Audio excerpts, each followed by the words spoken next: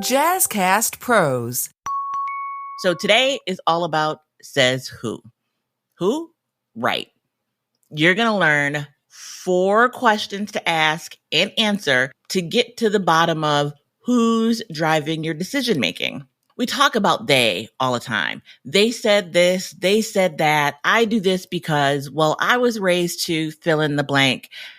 But those things aren't always productive and useful to you as you're managing your relationships, as you're managing your day-to-day life. So today we're answering 4 questions that you're going to be able to take and use on your journey to figure out if how you're doing things is the best way for you to do those things.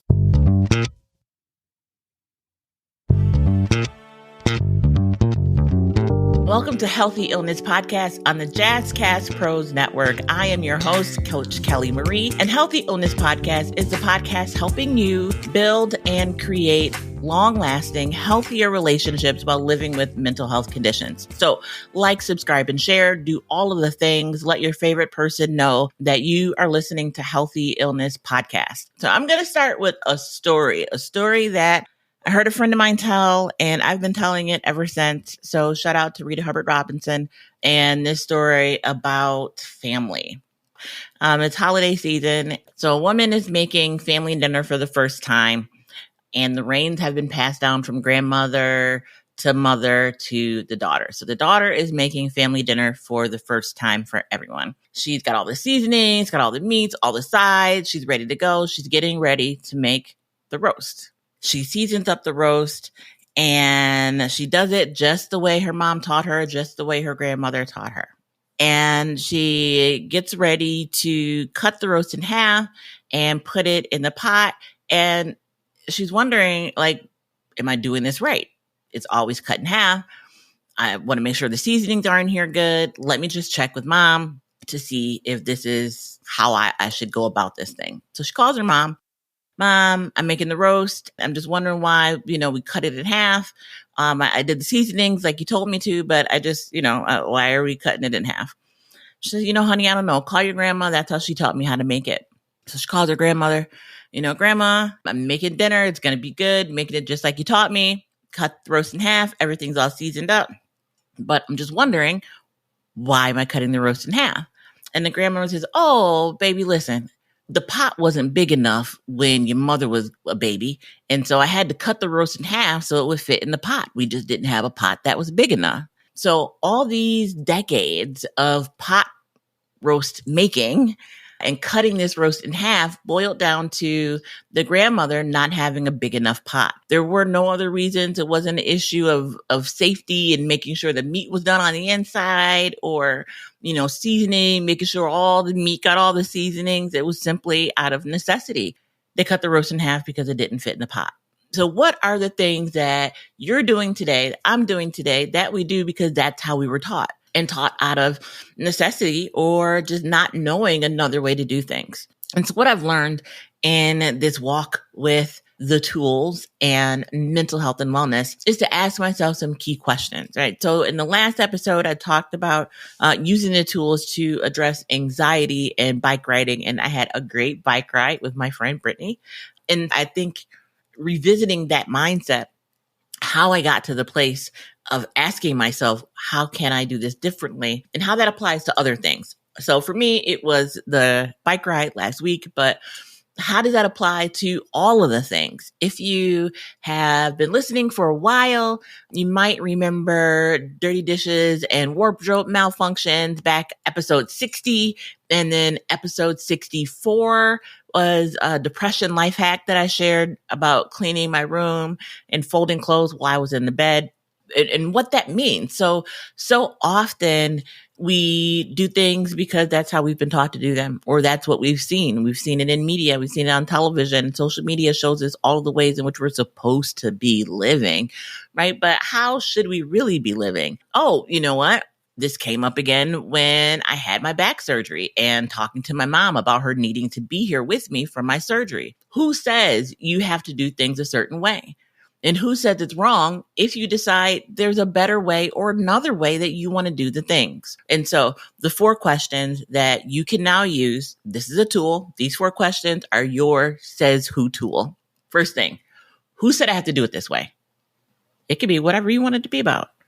Is it about the dishes? Is it about raising kids? Is it about painting a room? Is it about how you handle a certain relationship issue? Who says? Who said that you have to do it this way? That's question number one. Question number two, why am I doing it this way? So once you know who said it, why are you doing it that way? It's important to know the whys. So you have who said I have to do it this way? Number two, why am I doing it this way? Number three, how can I do this in a way that's best for me? Starting to get good. So how can you redo this thing, whatever it may be, so that you're doing it in a way that's best for you? Fourth question is a conclusion. Let's check and see how things went. So question number 4 is this new way better, or can I think of another way to do it? And then, you go through the process of figuring out another way to do the thing. So if we think about an issue in life, something basic. So an issue I run into often, again, is folding my clothes. I hear other people have the same issue. If you're sleeping in the bed by yourself, like you have a whole half a bed over there that could be used for clean clothes storage. But eventually you may run out of space. So you got to fold them up, right? You see videos of people or like TV shows, and people they're sitting on a couch and maybe the basket's on the floor, or someone's standing at a table and clean clothes are on the basket on the table, or, maybe they have a laundry room and that's where all the laundry gets done, including the folding of the clothes. So there's ways in which to go about that process. There's a dry cleaners and cleaning agencies. They will come pick up your clothes and bring them back clean. So there are more than one way, right? There's more than one way to fold the clothes. If you're enjoying this episode, check out High Vibe Table Talks, where we start to remove mental barriers and take action now so you can achieve your someday desires. I'm your host, Mershawn Hargrave, and if you've ever heard that little voice inside to go after something, but the fear around the unknown felt too big, this is the podcast for you. Listen and subscribe to High Vibe Table Talks on the Jazzcast Pros Network with the podcast listener you're using right now, because it is high time you activated your high vibes. So using the pot roast story, let's go through these 4 questions and figure out how the daughter is going to make this new dinner. So who said that she had to make the roast this way, right? She called her mom. Mom said, call grandma. And grandma was the originator of the pot roast recipe. So when you think about it, you may see folks online doing something on social, these wild chefs out there breaking boundaries in good ways and not. But when it comes to family, right, and the impact of family and those that we love, when that thing is attached to someone that we respect or someone that we have deep feelings for, it's a little bit difficult to begin to challenge how this thing is being done. And so I want to acknowledge that, right? To be able to go through these steps and ask these questions may not be easy, and that's okay. It's all about the process. And you may decide at the end of this that you're still going to do it the way they said, and that's okay too. But it's understanding the who's, the how's, the whys of a thing and deciding if that's the way that you want to continue to do that thing. So we're talking about the pot roast, right? Who said it had to be done this way? The grandma. And you could tell from the story that there appears to be like a great relationship there throughout the generations. Family mealtime, especially around the holidays, is a big deal, right? And so you want to get it right. How many times has someone said, oh, this does not taste like my mom's fill in the blank, or Auntie so-and-so would, roll over in their grave if they had to taste cousin's potato salad. And so when it comes to food, family, and get-togethers, that could be touchy. So who said? And why am I doing it this way? So again, when you look at the why piece of it, it's because it was grandma's recipe. This is how grandma did it. It could be a social media influencer. This is how they did it. You might look at these questions and be like, I'm going to do it this way because this way Kelly did it, right? But why am I doing it this way? Because once you begin to identify the why, it may be easier to be able to then look at some alternatives. Because if it's, well, I don't know why I'm doing it. It came from so-and-so, but I don't know why I'm doing it the way that they did it, right? Is there some respect there? Was it easy to get it done? That's for you to go through and figure out that answer. So who said it? Grandma. Why? Because it's a tradition. This is how it's always been done, right? How can I do this in a way that's best for me? So let me go back to the why, right? Why am I doing it this way? I may be doing it this way for a reason that's not the same as the original reason why it was done. Think about our story. The grandma did it out of necessity. The granddaughter did it. We'll find out, right? How is she going to do it? Does she cut it? Does she not cut it? Right? So that really is our third question. So she's doing it and questioning it though, because grandma did it. And why is she going to do it? Because that's how grandma made it. Or maybe she doesn't do it that way, right? Because she's got a pot that fits the whole roast, right? And so right there, she may be done. But the mind, it could do some funky things on you. So how can I do this in a way that's best for me? Question 3. In this case, using a pot roast, let's say she decides to just leave the roast in one chunk, put the meat in the pot, put it in the oven. It comes out. Is this the best way? Did this way work? Is there a better way? Maybe you put it in the Instant Pot. Don't yell at me. Don't come for me because I said that. I'm just using that as an example. Perhaps a better way may be putting it in the Instant Pot. I know I put my oxtails in the Instant Pot. I'm not Caribbean, so I could do that. But if you're Caribbean, you might not want to put your oxtails in the Instant Pot. But anyways, I digress. Is this new way better? Or can I think of another way to do it? And so in this case, the mind being the mind, she might break into that pot roast and it is seasoned to perfection, but something's just not right. She can't place it. It's really good, but something's just not right. She may need to cut it in order to appease her sense of like fulfilling the origins of this recipe. And maybe that then becomes something that she passes on to others, right? My grandmother made it this way. She cut it in half because of not having a pot that's large enough. I'm blessed with the ability to put it in one pot, but cutting it in half pays homage to all that she is and all that she went through and struggled through to for me to be here today, right? And that's okay too. There's no wrong answer here. It's about going through the thought process and what works best for you.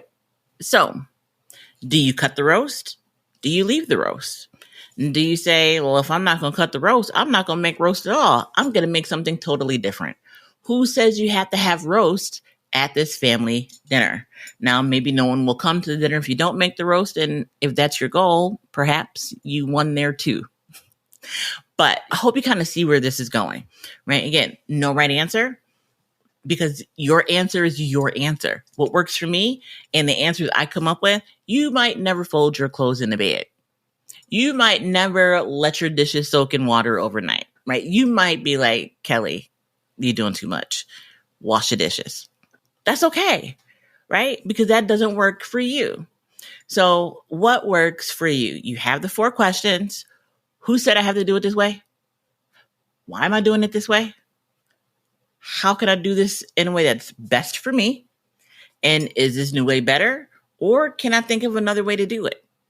You have your 4 questions. I would love to know what you use these 4 questions on to evaluate and decide who said. And once you know who said, you're going to keep doing it the way they said. If it works, why not? If it doesn't work, perhaps you can find a new way. Greetings, everyone. My name is Ra. Yes, I am the host of Father Torch. I would like to take this time to invite you in my discussions on very, very important topics of being a Black and brown father in today's society. Being a parent, the other parent, we face trials and tribulations too. We have worries, we have feelings. Here at Father Torch, we promote the advocacy of being the dad you wish you had. Join me at fathertorch.com.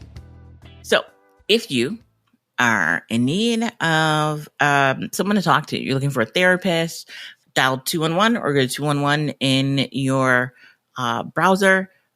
You can ask for like local groups that meet, online support. So 211 is it's nationwide in the US, but it's locally based. So if you dial 211 where you are, you're going to get your local 211 folks. If you go to 211 online, you're going to put in your zip code or town or city, and you'll get local resources.